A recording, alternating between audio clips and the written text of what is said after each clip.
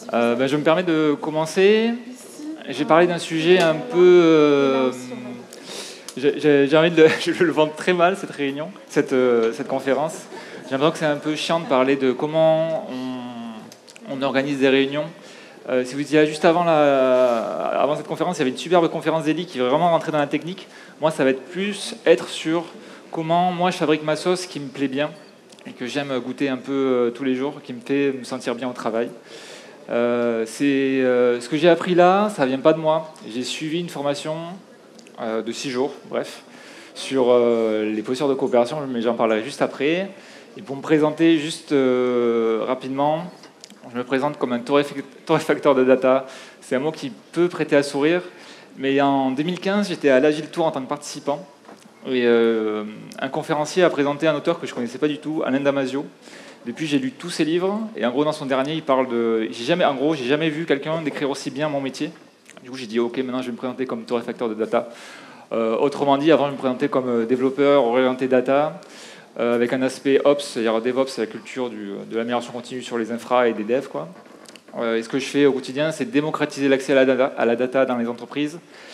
Moi, mon point de vue, c'est que l'accès, il est assez pathétique à la donnée en entreprise, alors qu'avec comme tout, avec des bonnes pratiques, du temps, des bonnes personnes motivées, on peut vraiment arriver à des trucs vraiment excellents, surtout que la donnée, en général, c'est ça qui permet de prendre des décisions.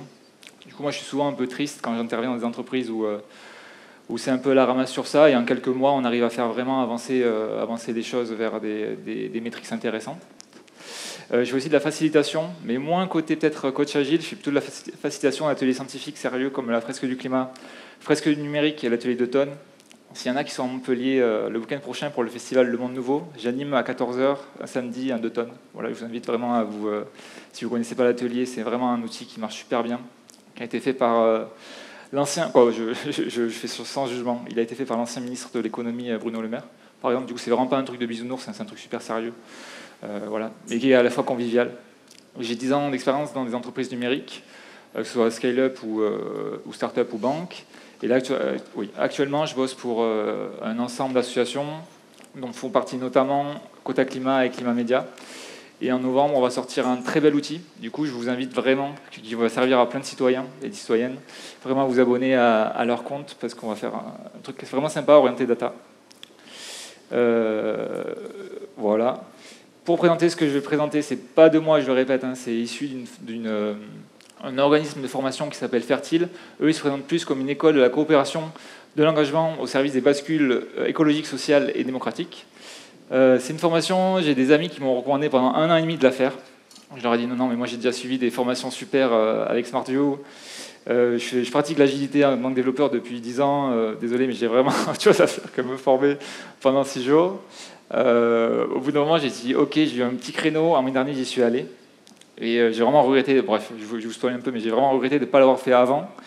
Et c'est 6 jours de formation sur la posture. Ils appellent ça la formation PACO. Voilà, il faut faire du marketing dans la vie pour attirer du gens. Du coup, PACO, c'est la posture apprenante de coopération.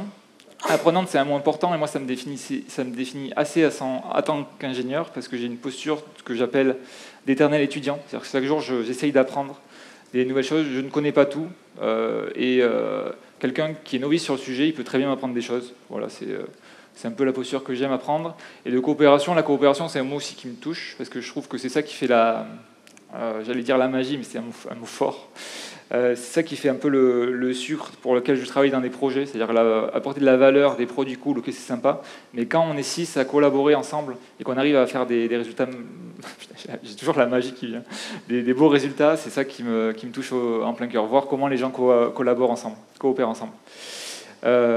Du coup, tout ce que j'ai présenté là, voilà, désolé, je ne vais pas vous changer la vie, c'est pas la solution à tout. C'est seulement, moi je trouve ce qui marche, c'est des bonnes méthodes et du temps. Voilà, plus on met du temps, plus on met des bonnes méthodes avec de l'amélioration continue et ça marche. Voilà, désolé, vous allez peut-être rien apprendre avec moi, mais au moins je vais vous montrer mon retour d'expérience, mon ressenti. Et un autre esprit critique que j'ai, c'est que les outils que j'amène ou que l'agilité amène, ça peut aussi être des très bonnes armes pour faire de l'harcèlement au travail. Là, c'est un cas parmi 1000. C'est Royal Canin, pas très loin de Montpellier, qui en fait utilisait vraiment. Je voyais vraiment les mots que je peux utiliser dans la vie de tous les jours, mais pour harceler des gens. C'est-à-dire la culture du feedback. C'est important de faire des feedbacks honnêtes et qui servent la personne, mais eux, c'était plutôt pour rabaisser les gens. Du coup, voilà, faire un esprit critique sur ce que j'amène là, et que ce que j'amène là, ça dépend du contexte, et que ça ne marche pas dans tous les cas. Et ce que vous voyez à droite, c'est la première carte. En gros, Fertile, ils sont très forts pour faire de la facilitation graphique. Et en gros, voilà, j'ai amené des cartes petit à petit. Mais ça, c'est la première carte à avoir en tête quand on est parmi un groupe. On a tous nos privilèges. Moi, j'en ai. Et je vois la vie avec mon filtre de certains privilèges. Du coup, il faut toujours avoir ça en tête quand, je pense, on collabore avec des groupes. Voilà, c'est un peu croppé en haut, mais c'est la roue des privilèges. C'est un outil qui permet de un peu visualiser. Il y a 1000 privilèges, en gros, dans la vie, quoi, 1001. Et là, ça en montre 15. L'orientation sexuelle, la langue, le genre, si on est propriétaire, si on est grand, petit, gros, mince. Tout ça, ça fait qu'on voit en fait la vie avec un filtre assez particulier. Et pourquoi je m'embête à postuler à des conférences ou faire ou m'appliquer à travailler dans l'entreprise de la transition, c'est qu'en gros, mes privilèges, moi en fait, j'y suis pour rien. Je suis né blanc, j'ai pas manqué d'argent quand j'ai grandi.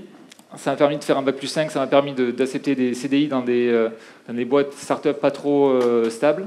J'ai appris plein de choses grâce à mes privilèges. Et par contre, mes privilèges m'obligent à les employer au bénéfice de la collectivité. Au même titre que les privilégiés avant moi m'ont permis de me donner 5 semaines de congés payés, les congés paternité, les congés maternité, les congés maladie. C'est à mon tour, à cause de mes privilèges, ça m'oblige à aller au bénéfice de la collectivité. Et surtout, là, je prends un peu de recul. C'est David Chavalarias, c'est un des directeurs de recherche du CNRS, qui dit on est à -10 à l'horloge de Poutine. En gros, ça veut dire que lui, il a fait des études où il a analysé des milliers et des milliers de conversations sur les réseaux sociaux. Et il voit vraiment que l'extrême droite est en train de passer un cap. Du coup, moi, je vous demande, dans la vie au quotidien ou dans la vie pro, qu'est-ce que vous faites pour éviter que la bascule de la société tombe à l'extrême droite. L'extrême droite, c'est du climato-scepticisme, c'est écraser le droit des femmes, c'est écraser plein de droits. Du coup, voilà, moi je vous pose ça en suspens, et libre à vous de vous engager ou non. Sachant que l'engagement, c'est vraiment un truc qui donne du sens à notre vie. Voilà, c'est pas un truc pour se marteler non plus, ni de se sacrifier. Si je m'engage, c'est parce que je rencontre des personnes formidables, j'apprends plein de choses, je lis des livres, je fais des rencontres. En visio, j'ai déjà parlé avec David Chavalarias, et ça m'apporte beaucoup. Voilà, juste pour vous donner envie de faire comme moi ou de faire différemment, bien sûr. Pour se recentrer plus sur le sujet des réunions, moi, ce que je peux ressentir, toujours actuellement, malgré tout ce que j'ai appris, en réunion, c'est être distrait, ennuyé, mou, insatisfait, nerveux, sous pression, stressé, parce que j'ai plein de deadlines, et là, je suis en train de stresser parce que je ne pourrais pas les respecter. Fatigué, de la fatigue, parce que je sais que cette réunion, elle va être longue, il faut qu'elle dure 2 heures sur l'agenda. Du coup, il faut que je me prépare mentalement pour la subir, en fait. Et après, je sais qu'il faut du temps pour que je récupère après la réunion pour enchaîner une tâche de travail. C'est des choses qui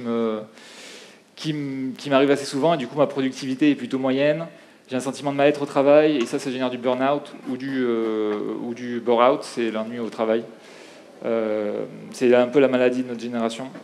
Du coup, pour combattre ça, moi, ce dont j'ai besoin, c'est de la préservation de mon temps et de mon énergie, d'implication dans le projet, parce que j'ai envie de choisir pour donner du sens dans mon travail, avec un rôle de... Certains sociologues appellent ça d'encadrant de proximité.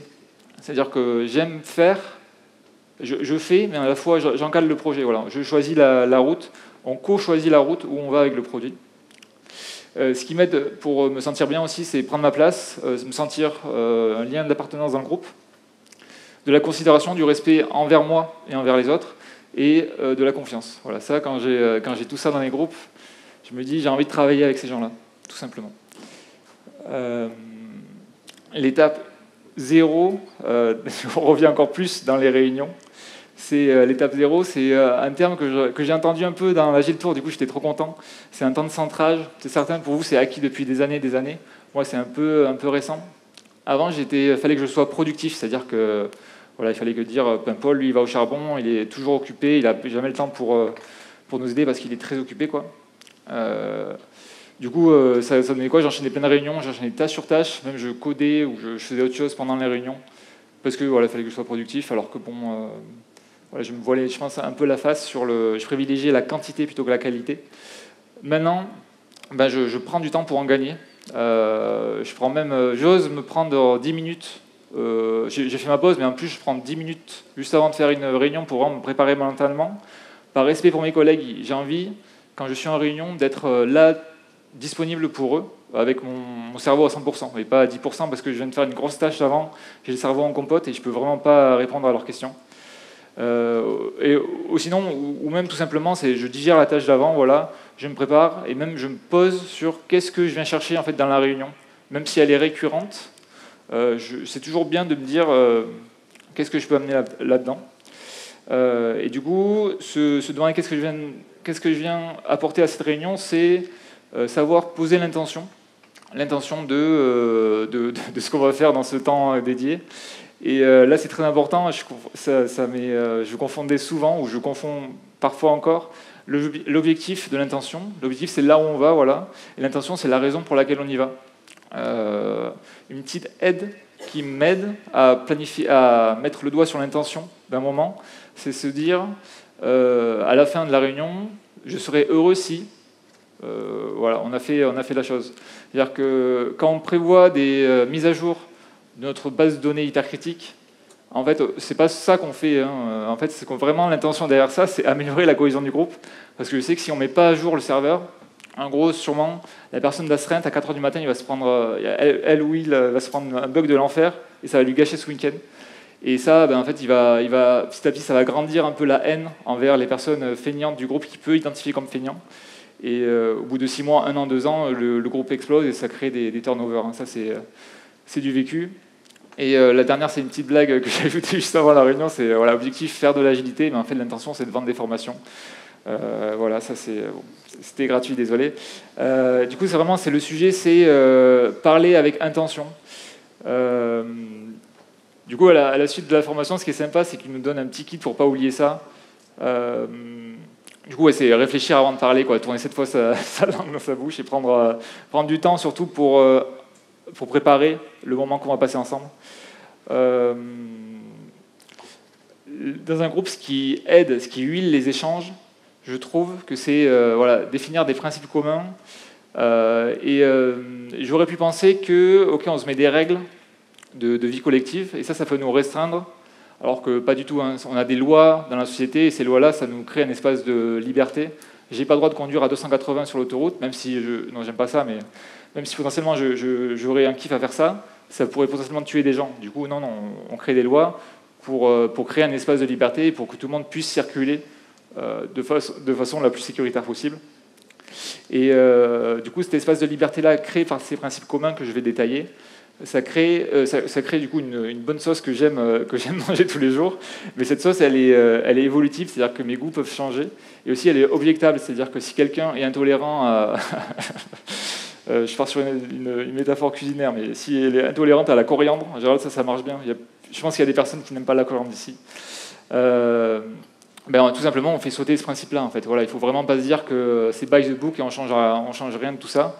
Et ça, voilà, c'est vraiment le pilier numéro 1. Le pilier numéro 2 pour moi, c'est que chacun en est garant. C'est-à-dire que si quelqu'un commence à partir en live, c'est mon rôle, même si je ne suis pas coach agile, même si je ne suis pas un consultant en agilité, de lui rappeler on s'est mis d'accord sur ce principe-là.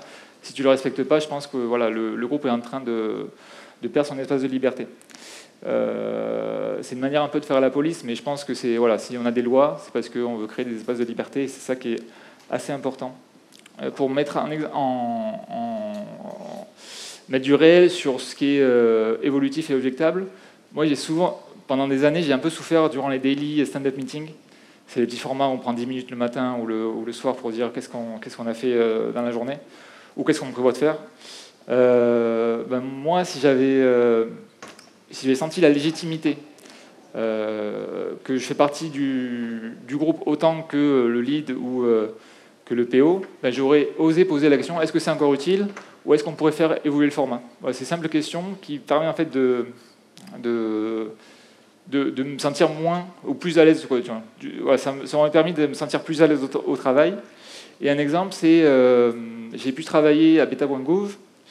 C'est un organisme du gouvernement français. Et au bout d'un moment, on a fait évoluer le daily stand-up meeting en juste une météo à l'oral de comment on sent, en fait, tous, et on mettait les avancées à l'écrit. Et je me sentais beaucoup mieux. Et ça permet d'améliorer la cohésion des groupes aussi.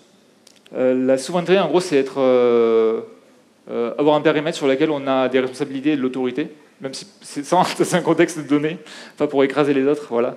Ça permet de se sentir mieux au travail, d'avoir du respect du groupe. Et sur le consentement, c'est un mot qui est peut-être employé à toutes les sauces. Et moi, cette abréviation m'a beaucoup aidé.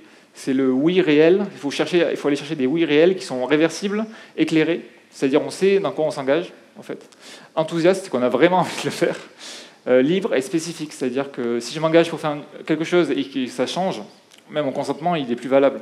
Si j'ai dit, et aussi, si rien ne change et que maintenant je ne me sens plus de le faire, il est réversible. Voilà, c'est ça vraiment le consentement qui est... la définition du consentement qui m'aide à vraiment poser le doigt dessus. Et ça permet, quand on a un moment collectif, que toutes les personnes qui sont là ont donné leur consentement. Du coup, c'est vraiment qu'ils sont enthousiastes à être là. Et moi, ça m'aide à la confiance du groupe, ça m'aide à aller un peu plus loin. Et si jamais on me donne un nom, ben en fait, le nom aussi, il est valorisé pour moi, parce que ça veut dire, ben en fait, on va être plus en nombre restreint dans le groupe, peut-être on pourra aller dans un chemin un peu différent. Et que aussi, sinon, ça se trouve, si le nom aussi, il peut m'apporter des informations comme dans l'heure du jour n'est pas assez clair ou le sujet m'intéresse totalement pas, en fait, tout simplement. Du coup, il n'y a aucun problème avec ça. Un truc qui est très déroutant, qui a été déroutant pour moi, c'est d'appliquer l'écoute active et non réactive, c'est-à-dire que quand quelqu'un va parler, vraiment, je vais lui laisser le temps de dérouler son propos, et même s'il a un petit trou dans sa phrase, en fait, ce silence, il peut être créateur. Du coup, on est assez surpris de laisser la parole à quelqu'un et vraiment avoir la création arriver, se poursuivre. Curieuse, c'est-à-dire que on a tous des points de vue différents selon nos privilèges, etc. Et quand on écoute quelqu'un, il faut vraiment aller se mettre à sa place. S'il travaille dans une équipe où il y a des bugs en production depuis 6 mois, voilà, il n'a pas le même ressenti que moi, qui est dans une équipe un peu plus posée, un peu plus tranquille. Du coup, je vais essayer de me mettre à sa place et que lui, ses priorités vont être plus sur les ordres de bug fix que moi de développement de fonctionnalités. Bienveillante, ça c'est un mot aussi usé jusqu'à la corde, je trouve. Moi, je vois comme on est tous dans une démarche d'amélioration continue et qu'il faut être honnête envers soi-même et envers les autres. C'est-à-dire que quand quelque chose ne marche pas, être bienveillant avec lui, c'est lui dire en fait. Voilà. Mais pas de la façon de Roi les canins où ils écrasent les personnes, c'est-à-dire vraiment dans le respect de l'autre, dans la bienveillance. Une autre chose qui me plaît beaucoup aussi, c'est parler en son jeu. Ça, j'ai eu tendance à utiliser des on, comme je viens de faire là, on a tendance. En fait, les on, c'est des généralités, ça marche pas. Dès que vous entendez quelqu'un qui dit les Français veulent ça, en fait non, les Français veulent des choses différentes. Du coup, il est en train de vous embrouiller. Et moi, je trouve en parler en son jeu, ça me vraiment annoncer ma couleur, comment je vois la chose, et ça permet aux autres de pour mieux qu'ils vous comprennent. Voilà, du coup, c'est une expérience à tenter de votre côté. C'est un peu déroutant au début. L'écoute active et parler avec le jeu, c'est assez déroutant. Rendre visible, ça c'est vraiment un outil que j'utilise au quotidien dans mon travail. Quand je vois qu'il y a un truc chiant qui arrive, je le sais. En fait, je le rends visible. Comme ça, les gens ils savent que Paul il voit ce rocher sur la route là, et en fait, on va l'esquiver maintenant parce qu'il a annoncé la couleur en fait. Tout simplement. Et j'ai une magnifique phrase qui est écrite sur la carte. Je voulais absolument la lire. Ah, voilà, la meilleure façon de savoir ce que l'autre pense ou ressent, en fait, c'est de lui demander. C'est aussi bête que ça, mais ouais, il m'a fallu assez longtemps pour vraiment l'incorporer en moi. Le pour et pas contre, ça, c'est vraiment respecter l'énergie du petit pas, du premier pas, pardon. C'est pour ça qu'il y a 2 pas sur l'image. Et c'est quand quelqu'un dit une idée, en fait, c'est de dire ouais, je suis d'accord, et en plus, on pourrait faire ça, au lieu de dire oui, mais. Non, on va faire plutôt autre chose, quoi. C'est oui et au lieu de oui mais. Voilà, c'est aussi simple que ça. Et ça permet vraiment d'aller plus vite dans l'actionnable plutôt que chercher la solution parfaite dès le premier coup. Là, c'est les 2 derniers cadres de discussion, les 2 derniers ingrédients de la sauce magique pour moi. C'est la co-responsabilité, ça ressemble un peu au co-garant. C'est-à-dire qu'on s'est tous mis d'accord sur des choses, et du coup, si quelqu'un déborde du cadre, Il ne faut pas hésiter à le redire. Et se demander aussi, quand je me sens un peu passif en réunion, je me force pour le bien-être du groupe, à essayer d'être plus actif et à prendre part à la réunion, parce qu'on s'est tous mis d'accord sur les principes, quoi. Et le dernier, il me semble que c'est le dernier, c'est l'important mais pas sérieux. Ça, c'est quelque chose qui me touche aussi. Parce qu'en fait, une quinzaine on peut vraiment amener plein de principes. Là, c'est les 7 que j'ai un peu sous mon coude. Important mais pas sérieux, mais en gros, le projet est très important, mais ça n'empêche pas de faire quelques blagues pour fluidifier les apprentissages et les échanges. Parce que c'est toujours plus sympa de travailler dans la joie et la bonne humeur, quoi. Tous ces principes-là, bon, là j'en ai sélectionné que 7, mais en gros ça permet la confiance en soi et envers les autres. Ça permet de rendre visible ce qui doit l'être, voilà, comme ça on se comprend mieux dans le groupe, et ça crée normalement des partages apaisés et riches. Mais tout ça, bien sûr, c'est que si chacun en est garant et que on sait bien que les principes sont évolutifs et objectables. Du coup, avant, dans une réunion, ça c'est vraiment avant, ouais. Je plongeais directement dans le cœur de la réunion. On commençait, comment mettre à jour le système d'information. Voilà, et on faisait comme ça et c'était fini. Maintenant, j'ajoute 30%. Mais 30% du temps de ma réunion est réservé à l'ouverture, que je vais détailler juste après, et la clôture, l'ancrage et la clôture pour bien se mémoriser tout ce qu'on a vu ensemble. Ça, c'est l'ouverture. On peut avoir 5 étapes. Rappeler l'intention, le déroulé, les rôles, la météo, et le cadre commun qu'on vient juste de communiquer. Je vais les détailler, vous inquiétez pas. Du coup, rappeler l'intention, c'est pourquoi on fait ça, en fait, tous ensemble. Améliorer la cohésion du groupe en évitant les pannes à 4h du matin. Rappeler aussi l'objectif, ça peut faire du bien. Connaître celles des autres pour permettre de prendre des meilleures décisions collectives. Et se rappeler, je serai heureux à la fin de la réunion si... Et ça, c'est la marche du tonnerre si on s'est préparé un peu, on a tous fait un temps de centrage juste avant, pour vraiment aller vite et pas perdre du temps, trop de temps. Ça paraît vraiment bête et méchant, mais l'heure de fin des réunions, des fois, je vois que c'est pas respecté, ou c'est un peu au hasard, on met 1 heure de temps, alors que la réunion, des fois, elle dure 20 minutes. Du coup, moi, ça bouscule un peu mon planning, et j'imagine que je suis pas le seul à le sentir. L'ordre du jour déjà partagé dans l'invitation du calendrier, et ça permet de faire du consentement. En gros, les personnes qui sont là ont vraiment envie d'être là, parce qu'ils sont éclairés, enthousiastes, libres et spécifiques. Ils ne sont pas forcés d'être là alors qu'ils ne sont pas sur le même fuseau horaire, comme j'entendais ce matin, parce qu'ils sont vraiment libres ou pas de venir selon leurs conditions. On distribue les rôles. Je fais souvent le compte-rendu, et je me souviens d'une expérience assez douloureuse où je prenais le compte-rendu, et on me pointait du doigt en disant « Ah, Paul, c'est bizarre, tu n'as pas noté ça ». Je dis en fait, on est tous co-responsables, et pour moi, ça, c'était pas super important. Du coup, m'accuse pas, fais-le en plus toi-même. Du coup, c'est important aussi de redéfinir bien ce qu'on attend d'un rôle, et notamment du garde du temps. Ça aussi, j'ai déjà été garde du temps, parce que je suis un peu angoissé du timing dans ma vie. Parfois, je soulignais qu'il restait que 10 minutes à la fin de la réunion. En fait, on s'en fichait un peu, et on avait plus 30, plus 40, plus 50 minutes. Du coup, rappeler que ces rôles-là ont une autorité. Et là, je parle juste des mauvaises expériences. En général, ça se passe assez bien quand je fais des réunions. On peut avoir aussi d'autres gardes, plein de rôles, garde de l'intention, garde d'une règle particulière, comme on a noté que des personnes qui ne participent, qui osent moins prendre la parole, c'est eux maintenant qu'on va mettre en avant. Et voilà, facilitateur, facilitatrice, normalement vous êtes tous au top de ça, responsable du contenant, non pas du contenu de la réunion, avec une répartition de parole, prise de hauteur possible. Là, on est encore dans l'ouverture, normalement ça dure 30% du temps avec la clôture. La météo, avant, moi, je le voyais vraiment comme un simple brise-glace. Au mieux, ça c'était. Au pire, comme l'hypocrisie du monde de l'entreprise, où en gros, on demande est-ce que vous allez bien. On était forcé un peu de dire oui. Et si on disait non, en fait, on était mal vu à l'entretien annuel d'augmentation. Maintenant, je le vois vraiment plus comme un outil pour mieux centrer tout le monde sur la réunion. Poser sa voix, c'est-à-dire qu'en général, si je n'ai pas parlé de la réunion, je vais avoir du mal à prendre la parole parce que ma voix est enrouée ou quoi.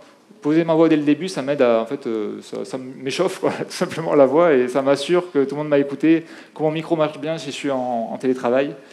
Et si on sait que le groupe est très énergétique ou très fatigué, on va adapter le contenu de sa réunion.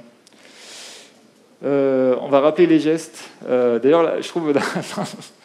dans le monde agile, là on est tous du monde agile, et je trouve qu'on a tendance à crier pour avoir l'attention. Je sais pas si j'ai l'impression, c'est un ressenti que j'ai, du coup je parle à mon jeu. Et après il y a des outils un peu magiques, je sais pas si vous connaissez la maison, la maison, voilà, ou lever la main clairement. En fait, quand on veut vraiment, quand tout le monde est en train de parler là, je commence à faire ce signe. On sait tous que ce signe, c'est je veux l'attention. En fait, tout le monde va commencer à le faire et je pourrai avoir l'attention sans crier. Franchement, moi, ça m'économise de l'énergie, ça me permet de dédier cette énergie-là à d'autres choses. Et à la fin de la journée, je me sens beaucoup mieux. Redéfinir les rôles, voilà, parce que selon les équipes, selon les ambiances, les rôles ne sont pas super bien définis. Le vocabulaire, quand on arrive dans une boîte, il y a des abréviations qui sont intimidantes et qui servent juste l'ego de la personne qui les prononce. Voilà, à éviter, bien les définir. Et quand on sait que la réunion aura une décision importante à la fin, au lieu de se dire comment on fait à la fin, non, on prévoit à l'avance, on va voter comme ci, on va voter comme ça. Il y a une plateforme qui s'appelle mieuxvoter.fr que je vous invite à aller voir. Ça permet d'un peu expérimenter les façons de voter. Voilà. On fait le point sur les PPP, c'est les prochains petits pas, c'est les objectifs réalistes et court-termistes qu'on s'est fixés à la réunion d'avant. Et ça, on le verra juste après. Ça permet d'éviter les tunnels où on travaille pendant 6 semaines sur un truc que personne ne sait ce que c'est. Le cœur de la réunion, on le commence maintenant. On est vraiment dans les meilleures conditions normalement pour les faire. Si on dépasse, on s'adapte. Voilà, je suis en train de regarder si mon timing était bon pour m'adapter. Ok, je pense qu'il est pas si bon. Il est pas si mal. Et du coup, toujours se dire que si le timing est en train de dérouter, en fait, en tant que participant, en tant que simple participant, je suis co-responsable. Du coup, je peux lever la main en disant tu es en train de divaguer, Paul. Voilà, ça sert au groupe en fait. Sur la partie clôture, ça c'est les petites étapes que je vais vite présenter. Définir les prochains petits pas, objectifs réalistes, qu'on se pose en se demandant les 3 Q, c'est-à-dire qui, quoi, quand. Voilà. Et qu'on verra ensuite à la prochaine réunion. Pas pour fliquer, mais pour vraiment servir le propos du produit, de l'entreprise, de l'équipe. Là, on est vraiment sur la fin de la réunion. Et moi, souvent, on a parlé pendant 1 heure et j'ai retenu à peu près 80% de l'information parce que mon cerveau, il n'est pas au top de sa forme. Et sinon aussi, j'ai la flemme de lire sur le compte-rendu écrit par le ou la secrétaire parce que voilà, j'ai d'autres choses à faire malheureusement, où je ne prends pas le temps. Pour contrer ça, moi, ce que j'aime bien faire maintenant, quand je prends le compte-rendu de la réunion, c'est je vous propose à tous que je relise le compte-rendu. Stéphanie a dit ça, Paul a dit ça, Martin a dit ça, on est tous d'accord. Voilà, ça permet vraiment d'ancrer tous les savoirs échangés pendant le moment. Si j'ai loupé le truc en tant que secrétaire, on le corrige en asynchrone ou sur le moment même. Et après, moi, ça me permet d'enchaîner sereinement ma journée. C'est-à-dire que la réunion, elle a été cool. Je peux enchaîner sereinement mon bug fix ou ma prochaine réunion. S'il nous reste un peu de temps dans la réunion, ou si on l'a prévu même, ça c'est vraiment le top, c'est prendre un peu des moments méta, c'est-à-dire de prise de hauteur, ou comme une rétrospective, mais en plus petit format, parce que ça peut durer 10 à 15 minutes max. C'est donner la possibilité au groupe de mieux se comprendre, c'est-à-dire en fait, se demander, on fait la météo au début, moi j'aime bien dire comment vous vous sentez maintenant. On a une grosse problématique, on fait le cœur de la réunion, et maintenant comment vous vous sentez, parce qu'on a proposé plein de pistes. Du coup moi je trouve souvent ça détend un peu l'atmosphère quand on demande comment on se sent maintenant. Qu'est-ce qu'on a appris tout simplement. Et sinon une autre abréviation avec les PPP, les QQQ, il y a les CCC, c'est-à-dire qu'est-ce qu'on continue, qu'est-ce qu'on crée, qu'est-ce qu'on cesse. Voilà, avec une petite matrice, ça permet de rapidement d'améliorer en fait, le principe d'amélioration continue.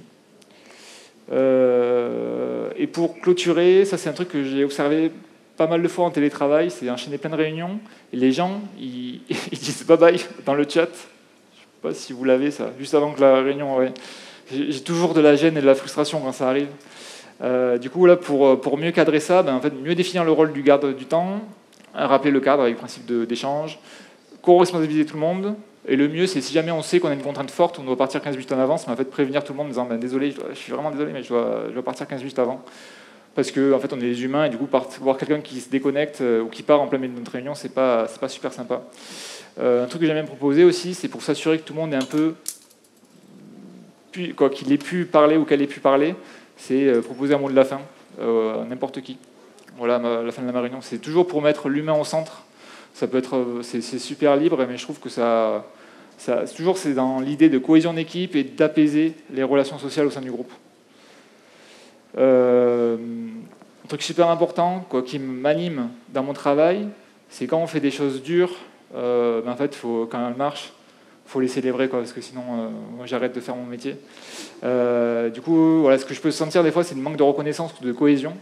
Et ce que je peux observer, c'est, voilà, on a sorti notre base de données de fou, avec des temps de réponse de malade mental, et on me met une réaction fusée.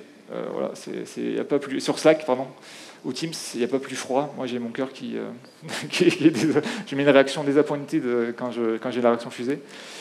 Sinon, proposer un afterwork, mais l'afterwork, c'est peu inclusif pour les gens qui ont des contraintes familiales ou associatives ou sportives, ou les trois en même temps.